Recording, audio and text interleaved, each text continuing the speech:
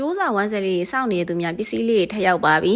ကျိုးစာလေးရလေးပစ္စည်းရရခဲလို့မလို့ကြိုက်တယ်ဆိုလို့ရှိရင်ယူထားနော်ဒီအစင်လေးကလေရေစိုးဒီဇိုင်းလေးပေါ့နော်နက်ပြလေးနဲ့မိုးပြလေးနဲ့ဆက်ထားတာအသားအရန်ဆောင်နဲ့မင်းလက်ကိုကြည့်ကြည့်လိုက်ဒါလေးဆိုလို့ရှိရင်အသားနုနုလေးနဲ့အဖြူဆွတ်ဆွတ်လေးလည်းပါပါမယ်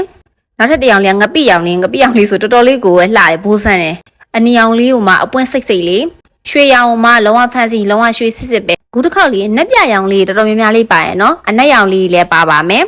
ကျိုးစာလေးကလေမင်းတို့စီမှာကာလာစုံလေးကိုပဲဝင်ထားပါတယ်အခုပြထားတဲ့ဒီဇိုင်းတွေအကုန်ရရပေါ့နော်လက်ကားစိလေးတွေတီးတန်းရှိပါမယ်သူကလေအနိုင်နှစ်ခိုက်ခွဲဝမ်းဆက်စာရေးပါ